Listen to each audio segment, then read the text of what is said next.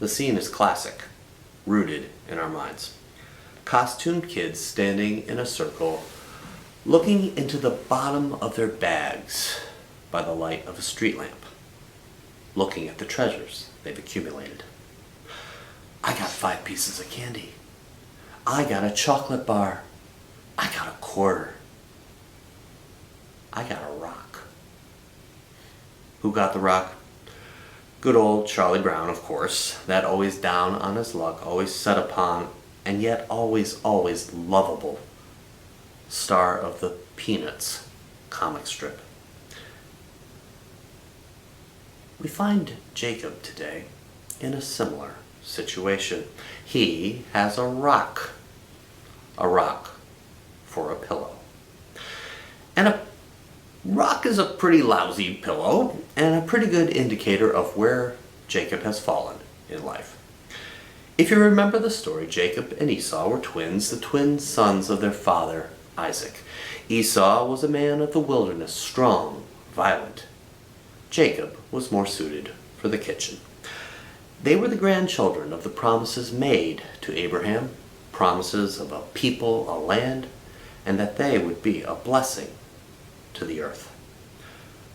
Esau, however, was older by a few moments and was destined to be made head of the family. This would come through his father's blessing, but in this story as old as time, Jacob and his mother conspired to trick his old blind father into giving Jacob the blessing instead. And then, of course, Jacob had to run because Esau was going to kill him. Literally. He ends up in the wilderness alone with nothing but a rock for a pillow. Jacob is in a place a lot of us are familiar with. It's a place life can bring you when, despite your best efforts, despite all your plans, despite all your wisdom and cunning, life has gotten the better of you. Life's in charge, and you're just kind of hanging on. And the way out? There doesn't seem to be a way. Now, of course, sometimes this just happens to us. We haven't done anything really evil or wrong. Life can just pile on when we least expect it. Our only sin might be that we figured we could kind of handle whatever was coming along. Jacob's a bit different. He's here because of his trickery, because of his intellect and his cunning. His self-centered quest to get everything he can get has landed him here. He's made his bed and now he has to lie in it, rock, pillow, and doll. He's as low as it gets. And then it happens. When I read this story, I'm often reminded of the story of Buckminster Fuller, the American engineer, architect, inventor, philosopher. As a fairly young man, some bad luck and some miscalculations in business led him to an overwhelming depression where he considered taking his own life. But as he contemplated this one night, he had something of a vision, like Jacob. That vision included a kind of voice, a phrase that was repeated over and over again. You are a gift to the universe. You are a gift to the universe.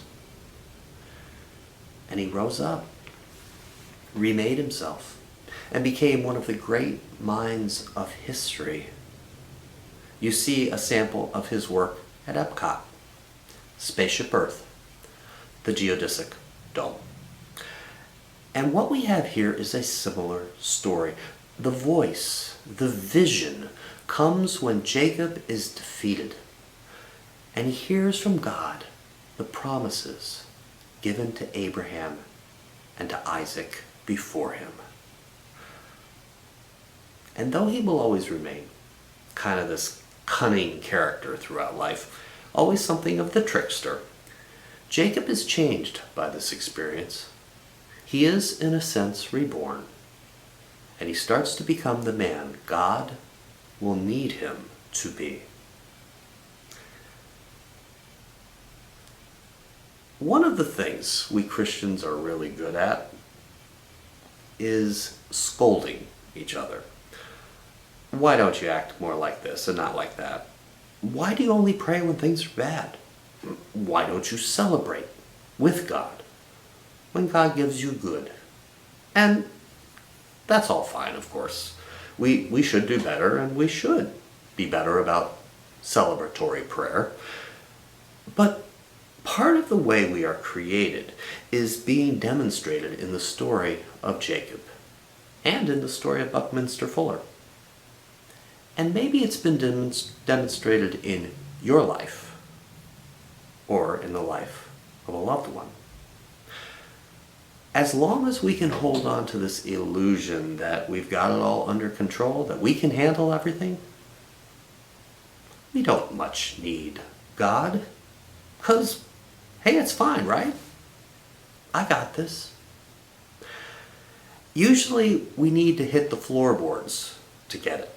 We need to get hit in the face with the fact that we never really completely got this. Eventually, our luck runs out. Our intellect proves limited. Our ability to mold our environment evaporates. And we hit the floorboards, or that pillow made of rock. That's when the truth can finally get through our thick heads.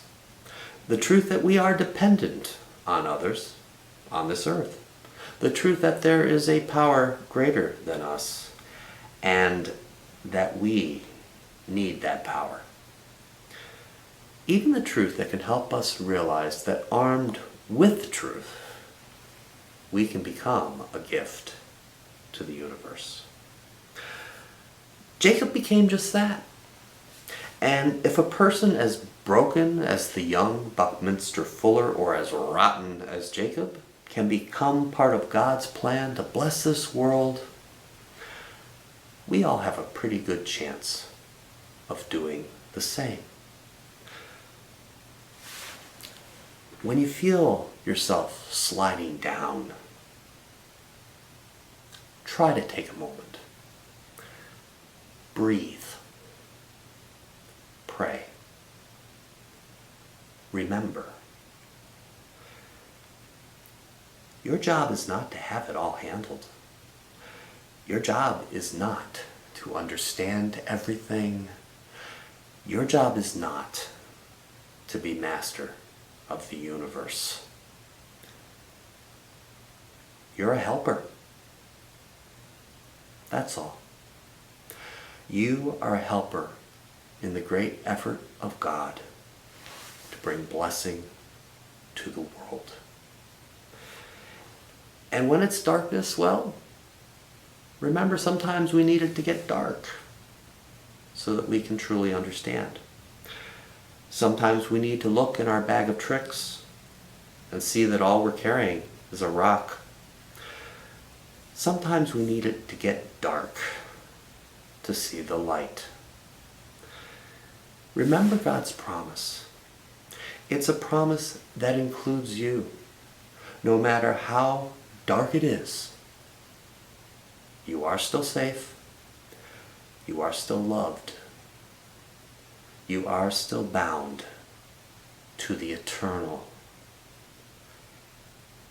even when your pillow is hard as stone. We will always rise. We will remake ourselves. We will know the joy of the promise.